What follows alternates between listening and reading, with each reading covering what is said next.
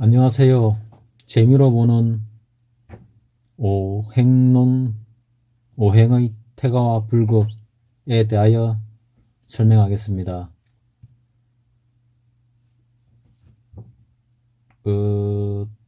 재미로 보는 오행은 천간 오행이 있고 지지 오행이 있습니다. 이번 시간에는 재미로 보는 오행론 중에서 오행론과 오행의 태거와 오행의 불급에 대하여 설명을 드리도록 하겠습니다. 다음 시간에는 천간의 오행론, 그 다음 시간에는 지지의 오행론에 대해서 설명을 드리도록 하겠습니다. 오늘은 먼저 오행론에 대해서 설명해 드리도록 하겠습니다. 앞전에 설명드린 재미로 보는 연애운과 직업운과 좀 겹치는 부분들이 많이 있습니다. 먼저 동영상을 보신 분들은 이해하기가 쉬우실 거라 생각이 듭니다. 그러면은 재미로 보는 오행론, 자연법에 의해서 보는 오행론입니다. 그럼 재미로 보는 오행론 시작하도록 하겠습니다. 재미로 보는 오행론, 오행론에는 목론부터 해서 화, 토, 금, 수, 롱까지 5개의 이론이 있습니다. 그럼 먼저 목론에 대해서 설명을 드리도록 하겠습니다. 첫 번째, 목론. 나무목은 인을 의미한다. 목은 희수하고 생부토한다. 목에는 음목과 양목과 음목이 있죠. 양목과 음목 다 물을 보면은 기뻐한다고 해서 희수하고, 생부토 한다는 얘기는 흙을 돕는다고 해서 생부토라 그럽니다. 일주가 여름인 사람은 수가 필요하고, 일주가 겨울인 사람은 화가 필요하다. 여름에 난 사람은 더우니까 시원한 물이 필요할 것이고, 겨울에 난 사람은 추우니까 따뜻한 불이 필요하다는 그런 뜻입니다. 생목, 봄, 여름, 비, 태양이 필요하다. 사목, 태양과 비를 싫어한다. 깎고 다듬어야 한다. 앞서 동영상을 보신 분은 생목과 사목에 대해서 잘 알고 계시겠지만은, 생목은 을목을 얘기하고 사목은 간목을 이야기합니다. 다음, 목이 토가 없으면 뿌리를 박을 수 없으므로 약하다. 나무가 뭐 화만 있다든지 뭐 수만 있다든지 뭐 금이 있다든지 뭐 이러면은 뿌리 박을 흙이 없죠. 그러면은 뭐 자연스레 약해진다, 뭐 그런 뜻입니다. 이 뭐 오행론에 있어서 뭐 나무다, 뭐 쇠다, 불이다 뭐 하는 이런 부분들이 꼭 나무라서 나무라는 게 아니고, 우주에 어떤 기운이 있는데 그 기운을 표현하려고 하니까, 사람이 알아듣게 표현을 하려고 하니까 비슷한 것이 있는데 그게 뭐냐, 자연에서 뭐냐 했더니 목화토금수가 있더라. 그래서 목화토금수로 설명을 하니까 쉽게 알아들 수 있기 때문에 그 기운을 나타낸 것 뿐입니다. 뭐 나는 나무다, 나는 뭐 금이다, 쇠다, 불이다, 물이다, 이게 아니고 어떠한 기운이 있는데 그것과 가장 유사하게 표현할 수 있는 게 마침 지구에 있기 때문에 그것을 표현한 게 내나 오행론입니다. 그 오행론을 자연법으로 풀고 있는 겁니다. 다음은 목은 수가 목을 생하나 왕수를 만나면 부목이 된다. 그러니까 물이 나무의 성장을 도우나, 물이 많게 되면은 나무가 떠내려가 버리게 되죠. 그래서 이제 부목이 된다는 겁니다.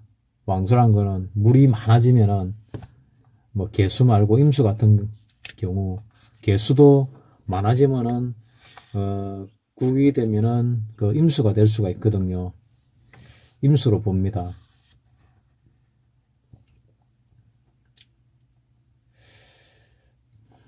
부목이 되면 떠돌이 신세가 되고 직업을 자주 바꾸게 된다. 목이 대림을 이루면 금벌목해야 한다. 그러니까 나무가 크게 숲을 이루게 되면은 금기운으로서 잘라줘야 된다. 뭐 벌목해줘야 된다. 뭐 그런 뜻입니다. 춘목은 병화가 필요하고 하목은 우로수가 필요하고 추목은 결실의 계절이니 태양이 필요하고 동목은 조후가 안 되면 동사목이 된다. 뭐 겨울에 나무가 따뜻한 열기가 없게 되면은 뭐 얼어 죽는 나무가 되겠죠. 추동의 목은 병화를 사용하고 정화는 불용한다. 다시 말하면 추동의 목은 병화로서 추위를 퇴치시킬 수 있으나 정화로서는 퇴치할 수가 없다. 뭐 그런 뜻입니다.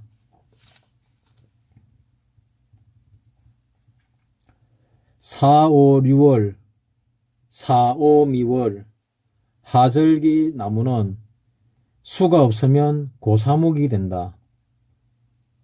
목일생으로 사주에 목기가 왕성하면 성질이 인자하며 척은지심이 있다. 태과하면 마음이 어질지 못하며 질투심이 있으며 변덕스럽고 마음이 잘다. 불급하면 심회가 부정하고 하는 일에 절도가 없으며 인색하다.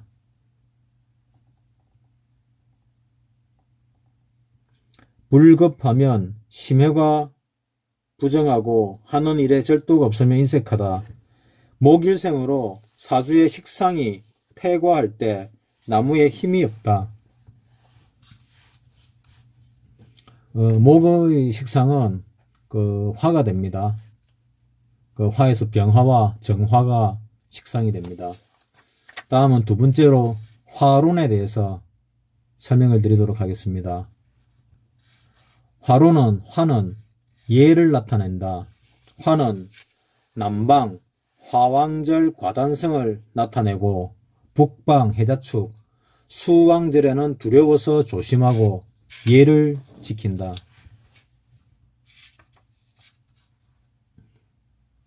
춘화는 만물을 생육케 하고 여름에 불은 화는 만물을 생장케 하고 가을의 화는 만물을 결실케 하고 겨울의 화는 만물을 온난케 한다.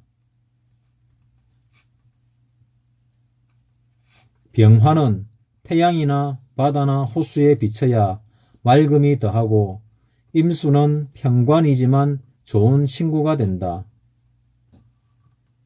그 병화에 있어서 그 임수는 천간충이 됩니다.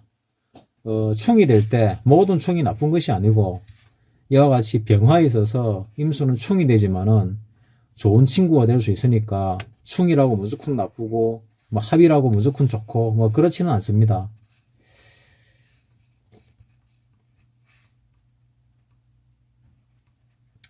호해보영이라는 말로 표현할 수 있는 겁니다. 호수와 바다에 뭐 태양이 비치는 것을 뭐 돕는다는 뜻이겠지요. 개수는 정관이지만 우로서인 까닭으로 태양을 가리키므로 병화는 개수를 싫어한다. 그러니까 이 개수는 병화에 있어서 정관이 되면은 정관은 편관에 비해서 좋은 거로 봅니다. 근데 이 병화에 있어 가지고 개수는 비록 정관이긴 하지만은 우로스로서 이 태양이 이래 비추는데 태양빛을 가려버립니다. 안개로 가리고 구름으로 가리고 비구름으로 가리고 이러면은 태양이 자기 능력을 발휘할 수가 없겠죠. 이 온 천지를 비출 수가 없지 않습니까? 그러므로 병화는 개수를 싫어합니다. 병화는 임수를 만나면 고관이고 개수를 만나면 말찍이 된다. 병화는 명랑쾌활을 하고 헌신봉사적이고 성급하나 뒤가 없다. 병화와 경금은 태양과 달이므로 쌍방이 빛날 수 없다. 그러니까 병화와 경금이 같이 있으면 뭐 별로 좋지 않다는 뜻이겠죠. 고로 병일주나 경일주는 동업 불가하다. 병화일에 태어나신 분하고 금일에 태어나신 분은 절대 동업하지 말라는 얘기입니다. 뭐 절대까지는 아니지만 하면 별로 안 좋습니다. 병화는 태양이므로 금을 만나면 빛을 내지만 녹일 수 없다. 금을 녹이는 것은 정화가 금을 녹이지 병화는 금을 녹일 수가 없습니다. 금을 녹일 수 있는 것은 정화라야 한다. 정화는 용접, 산소불, 촛불을 의미한다. 정화는 별이므로 신약해도 병화를 불용한다. 그러니까 정화는 신약하더라도 병화를 별로 좋아하지 않는다는 얘기입니다. 정화는 성신이므로 일몰 후 빛이 생생하므로 유시, 해시 생이 좋고 유, 해, 월, 생이 길명이다.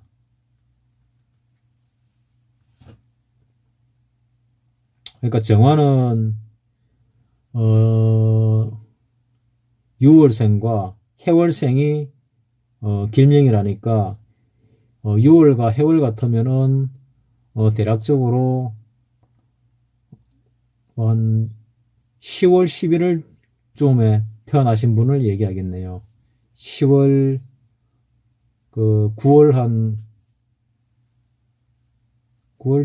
9월 한 초순부터 해가지고 10월, 19, 11월 한 초순 정도까지 그 정도가 아마 여기 유와 해, 월생에 해당이 될 겁니다. 양력으로 따질 때. 다음은 정화는 고멸을 의미하므로 고로 정화는 성녀, 종교인, 문장가 등이 되기 쉽다. 제가 정화에 이래 태어나신 분들을 많이 알고 있습니다. 남자고 여자고.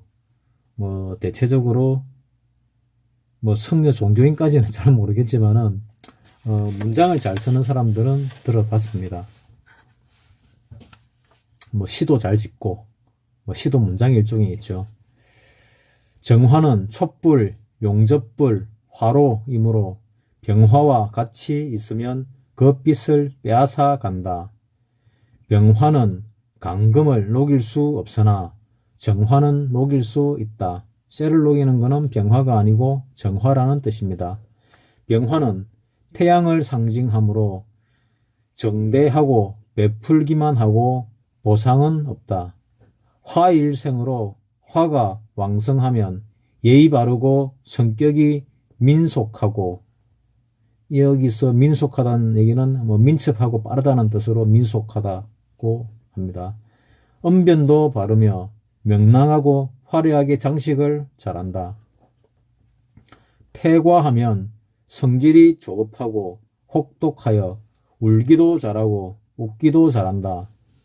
불급하면 잔재주에 능하며 예의 바르고 언변이 좋으나 결단심이 부족하다. 화일생으로 화기가 태왕한 사주에 1점금이나 수기가 있으면 왕신을 충극하여 성질이 황폭 조급하여 무례하고 반대로 습토가 있어 이를 수습하면 겸손하고 예의를 난다. 뭐 정확한 설명입니다. 여기서 성질이 황폭하다 해서 황자는 어리동절할 황자를 쓰고 폭자는 햇빛 조일 폭자를 씁니다. 다음은 세 번째로 토론에 대해서 알아보도록 하겠습니다. 토론. 토는 신이다. 믿을 신자를 씁니다. 믿을 수 있다는 뜻이죠. 침묵이며 망고의 저장고이다. 토는 창고 역할을 합니다. 토는 온난해야 하고 윤습해야 하고 윤택할 윤자를 써가지고 윤습하다고 합니다. 물이 없으면 만물을 기를 수 없다. 무토는 고산이기 때문에 감목이 없으면 아름답지 못하다. 산에 나무가 없이 민둥산이 되면은 뭐 산이 별로 좋아 보이지 않겠죠. 그래서 커다란 나무가 있으면은 그나마 좀 더 아름다워 보입니다. 그 수풀이 아주 울창한 큰 산은 그 나무가 다 베어져 가지고 아무것도 없는 민둥산보다 둘을 비교하게 되면은 큰 나무들이 빽빽하게 있는 산이 훨씬 보기가 좋습니다. 그러므로 무토는 을목이 정관이다. 그러나 편관인 간목을 더 좋아한다. 통상적으로 정관을 좋아하게 되는데 무토 같은 경우는 편관인 간목을 더 좋아한다는 뜻입니다. 무토는 후토, 두텁다는 뜻을 써가지고 후토랍니다. 중토, 무거울 중자를 씁니다. 중토이므로 고산을 의미한다. 높은 산을 의미합니다. 큰 물은 무토라야 제방을 할 수 있고 기토는 큰 물을 막지 못하고 떠내려간다. 큰 물이 있게 되면은 무토 정도는 돼야 그 물길을 갖다 막을 수가 있지. 기토를 가지고는 막지 못하고 기토가 같이 떠내려간다는 그런 뜻입니다.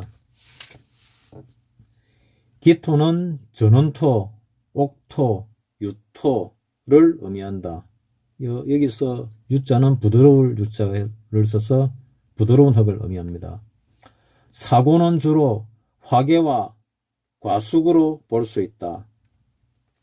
사고라 그러면은 진술충리 4개를 사고라 그럽니다. 토다하면 토가 많으면 고독과 문장을 나타내므로 여명에 토다하면 고독하고 과부가 많다. 그러니까 토가 많으면은 고독하고 과부가 많습니다. 여자한테는. 뭐 그렇다고 전부 과부라는 얘기는 아닙니다. 다음은 미토, 술토, 무토는 건조한 토, 조토이므로 수기가 없으면은 불생토이다. 그 쓸모없는 땅이 되어버립니다. 사막 같은 땅은 쓸모가 없죠. 마찬가지로 이 건조한 이 땅이 물이 없으면은 쓸모가 없는 땅이 되어버립니다. 오아시스가 있는 사막은 쓸모 있지 않느냐? 뭐 쓸모 있죠. 오아시스는 물이 있지 않습니까? 다음 중토하면 형충파해야 한다. 즉 단단한 땅은 갈아야 씨를 뿌릴 수 있다. 좀 전에 얘기했다시피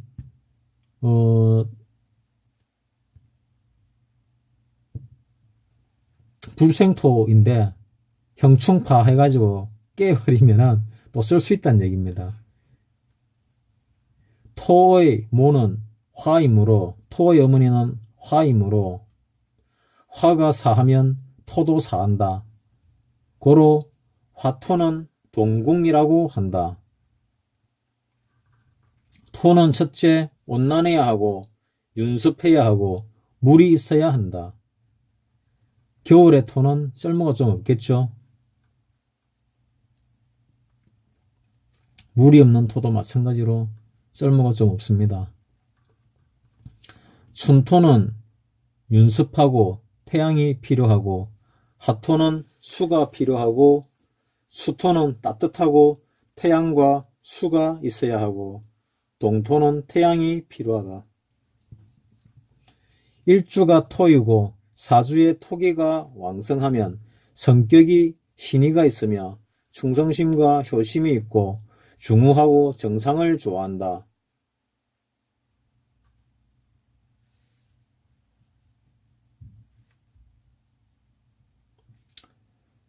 토가 태과하면 고집불통, 현명치 못하고 불급하면 처사가 온당치 못하고 타인과 싸우기 좋아하며 인색하고 궤벽스럽다.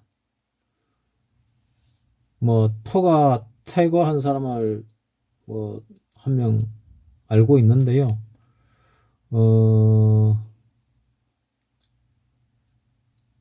수일주에 토가 태과한 사람도 있고, 고집이 좀 셉니다.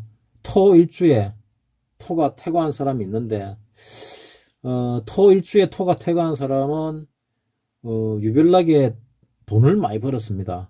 자기가. 물론 자기 원래 부모님이 부자였지요.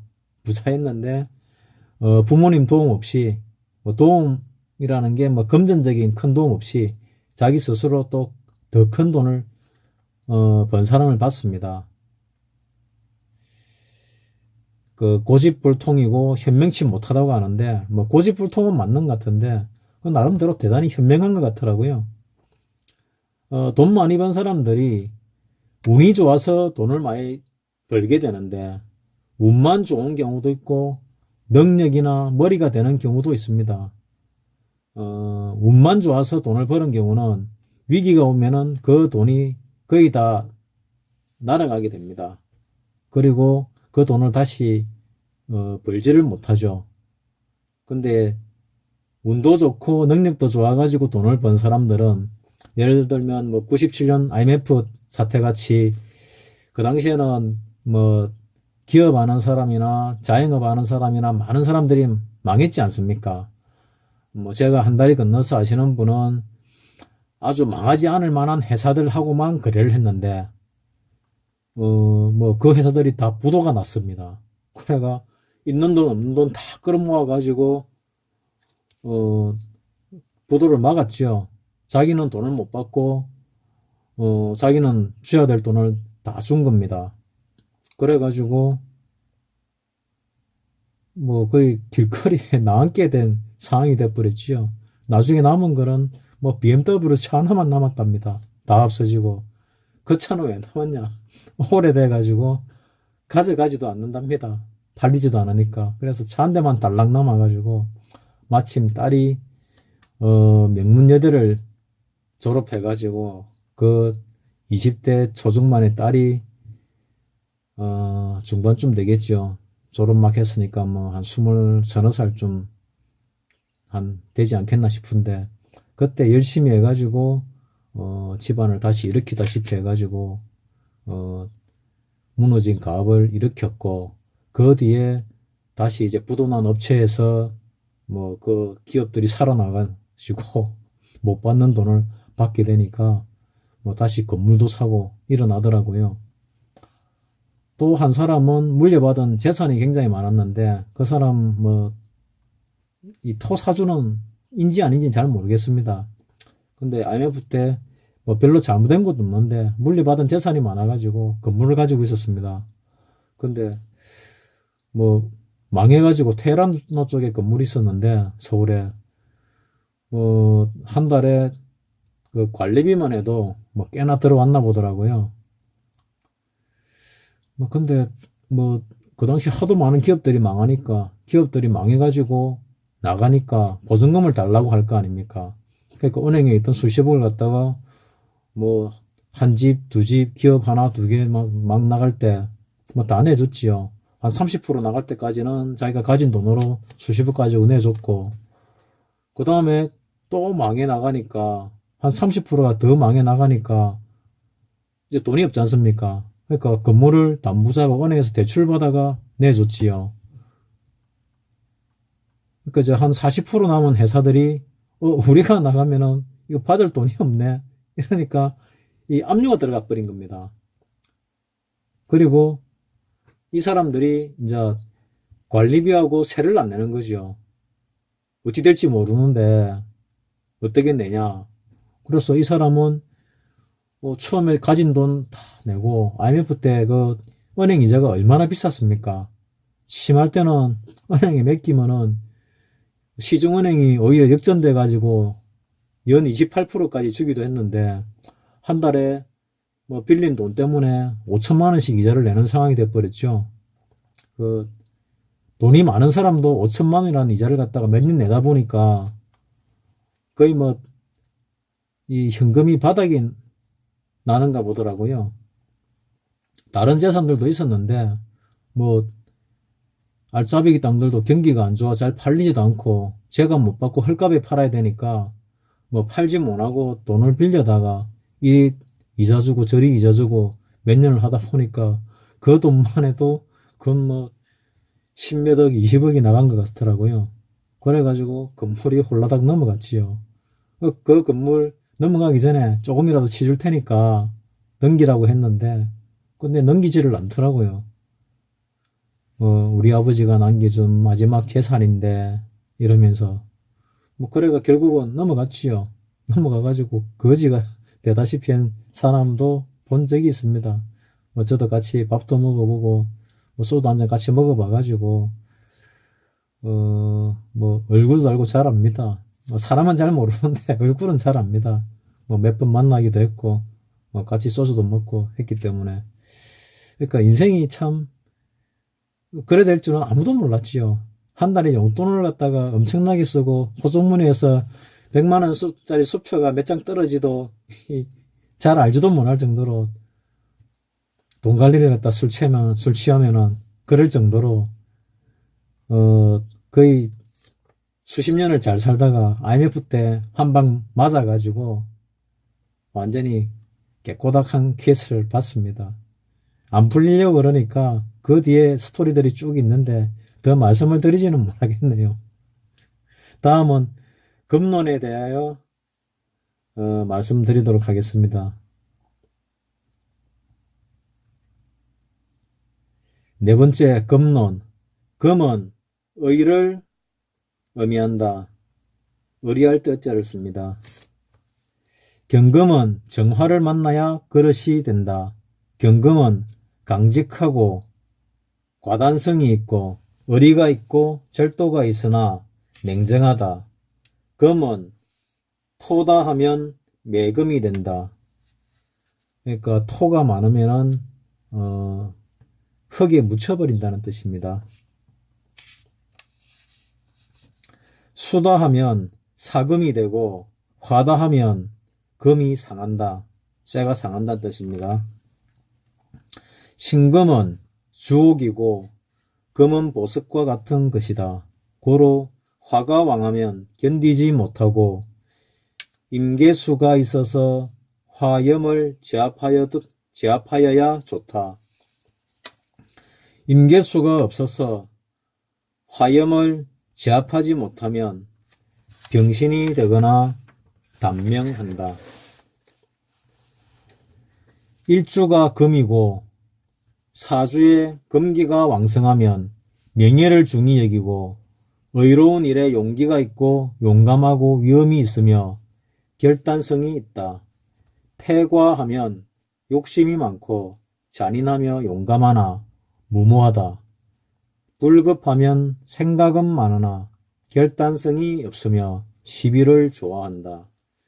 금일생으로 사주에 금수가 공이 왕성하면 지용이 겸비하여 능소능대하다. 금기가 쇠약하고 수기가 왕성하면 처사가 기발하나 협잡심이 많다. 이상으로 금론에 대해서 알아보았습니다. 다음은 마지막으로 5번째 수론에 대해서 알아보도록 하겠습니다. 수는 지이다. 수는 성질이 흐르는 성질이니 유동을 의미한다. 이때 흐르는 성질의 수는 임수를 이야기합니다. 양의 수. 음수인 개수는 흐르는 성질이 없습니다. 우수 이전의 수는 할로 이후의 수는 그러니까 우수 이전의 수와 할로 이후의 수는 만물을 숙살하고 불생수이다. 이 추울 때 수는 만물을 갖다가 생육시키지 못하고 숙살시킵니다. 그래서 불생수라고 합니다. 아니 불자를 써가지고 불생수입니다. 우수 이전의 수와 한로 이후의 수는 병화가 있어야 쓸 수 있다. 그런데 이제 그때 태어나신 분의 수일간인데 이 사주 원국에 병화가 있게 되면은 상관이 없다는 얘기입니다. 태양이 따뜻하지 않습니까? 그래서 상관이 없습니다. 수는 지이고 모이다. 깨할 모자를 씁니다. 태과하면 사기꾼, 몰입에, 간신배가 되기 쉽다. 수가 많으면 별로 좋은 게 아니죠. 임수는 강호수이고 계수는 우로수이지만 해자축은 통근하면 강호수가 된다. 통근 이런 용어들은 다음에 말씀을 드릴 기회가 있을 겁니다. 통근, 투관, 투출 이런 개념들이 있거든요. 재미로 보는 오행론이니까 어려운 거는 넘어가고 재미있는 것만 하도록 하겠습니다. 춘수는 나무를 보면 공이 있고 하수, 여름의 물은 화왕하면 고갈되고 추수는 가을의 물은 금이 있어야 청정하고 동수는 화를 만나면 온난하고 유정하다. 수일생으로 화기가 왕성하면 총애하고 개교가 깊다.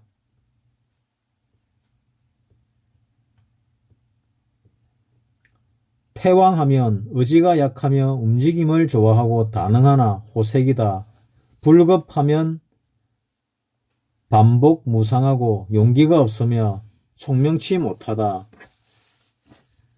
목수일생으로 사주의 수기가 왕성하면 목기로 누출시키면 덕질을 겸비한 인격자가 되나 일점 톡이나 화기가 섞이면 왕신을 충극한 것이 되어 인예지심이 없으며 고집이 세고 허세와 매번 사리가 어긋난다. 이상으로 재미로 보는 오행론에 대하여 설명을 해드렸습니다. 그러면 오행의 태가와 불급에 대해서 추가적으로 알아보도록 하겠습니다. 오행이 태과할 때부터 먼저 알아보도록 하겠습니다. 오행이 태과하면 목이 태과하면 토가 무너지고 목이 태과하면 수가 수갈된다.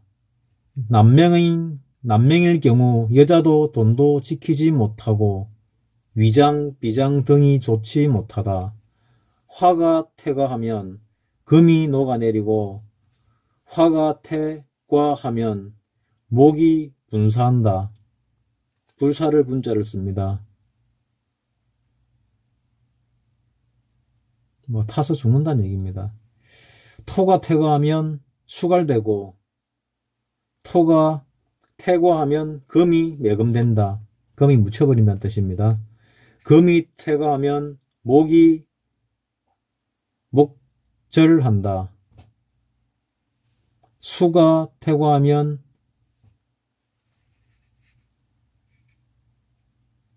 목이 목부한다. 목부하고 수가 태과하면 토가 무너진다.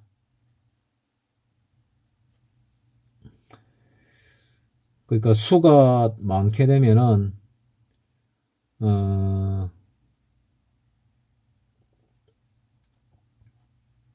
나무가 떠내려가고 토가 무너진다는 그런 뜻입니다. 다음은 불급에 대해서, 오행의 불급에 대해서 알아보도록 하겠습니다. 목이 태약하고 금이 왕하면 병신단명한다. 화가 태약하고 수가 왕하면 장립 및 단명한다. 수가 태약하고 토가 왕하면 위장, 대장, 수술, 중풍, 고혈압으로 사망한다. 금이 태약하고 화가 왕하면 폐, 대장이 나쁘고 단명한다. 토가 태약하고 목이 왕하면 단명한다. 그러니까 퇴거하거나 퇴약할 때 거기에 대한 조치를 하면은 벗어날 수 있겠죠. 오행과 질병. 목이 퇴약할 때 금의 충격을 받으면 간, 담, 수족, 신경 등의 병이 온다. 화가 퇴약할 때 수의 충격을 받으면 심장, 시력, 신경병 등이 올 수 있다. 금이 퇴약할 때 화의 충격을 받으면 폐, 대장, 기관지, 천식 등이 온다. 수가 퇴약할 때 토의 충격을 받으면 신장, 방광이 약해지고 양기가 약해진다. 여자면 월경, 불순이 온다. 진술, 충미, 구전년은 일생해로 못하고 자식이 없다. 인신사의 구전년은 파란이 많고 엄난하다. 좌오묘유 구전년은 엄난하고 정부 따라 가출한다. 오행으로 본 성격. 갑목일간은 어질고 정직하고 자립, 독립심이 강하고 경우도 바르고 대장, 리더격이다. 을목일간은 머리가 영리하고 고집이 있고 자존심이 강하고 욕심이 많다. 병화일간은 예의 바르고 정직, 진실, 착하고 도와주고도 늠름하고 나보다 약자에게 용서하고 참고 베풀고 강자에게 대항하는 기질이 있다. 정화일간은 진실, 착하고 헌신, 봉사적이고 도와주고 부독하고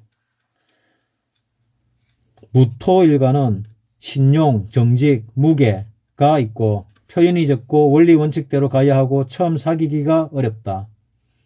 기토일간은 착하고 고지식하고 욕심이 많고 경우도 바르다. 경금일간은 남녀 똑똑하고 정직, 강직하고 집념이 강하고 경우도 바르고 원리 원칙대로 완전 무결하게 해야 되고 남의 사정을 봐주고 욕을 먹고 손해본다. 신금일간은 영리하고 착하고 멋쟁이 기질이 있고 이상이 높고 연상의 남자나 험담가를 잘 만난다. 9번째, 임수일간은 영리하고 재주가 있고 정직하고 헌신 봉사적이고 경우가 바르고 착하다. 여자는 연상의 남자나 연상의 헌남자를 따라 살아야 한다. 마지막 10번째, 계수일간은 아주 영리하고 착하고 고집이 세고 자존심도 강하고 이상도 높고 여자는 연상, 연하, 헌 남자와 살아야 한다. 여자는 헌 남자와 살아야 한다는데 계수일간에 여자가 새 남자하고 살아도 잘 사는 경우 많습니다. 여기 있는 말이 다 맞는 것도 아니고 그냥 이런 경우들이 많더라 하는 예를 들어 놓은 거고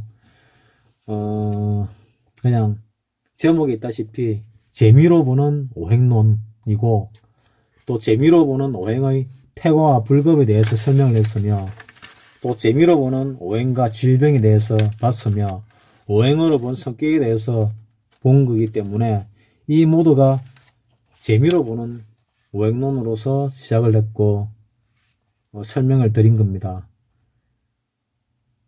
정확하게 얘기하자면은 그 사주 원국의 다른 천간과 지지를 다 봐야 되고 그 관계를 확인해 봐야 되고 또한 운의 흐름을 다 봐야 알 수 있는 겁니다. 그렇지만 글자 한자 또 글자 두자 가지고 지금 설명하고 알아보는 거는 말 그대로 재미로 보는 겁니다. 이것만으로도 상당히 잘 맞기는 맞습니다. 하지만 100%는 아닙니다. 이상입니다. 그러면 다음 시간에는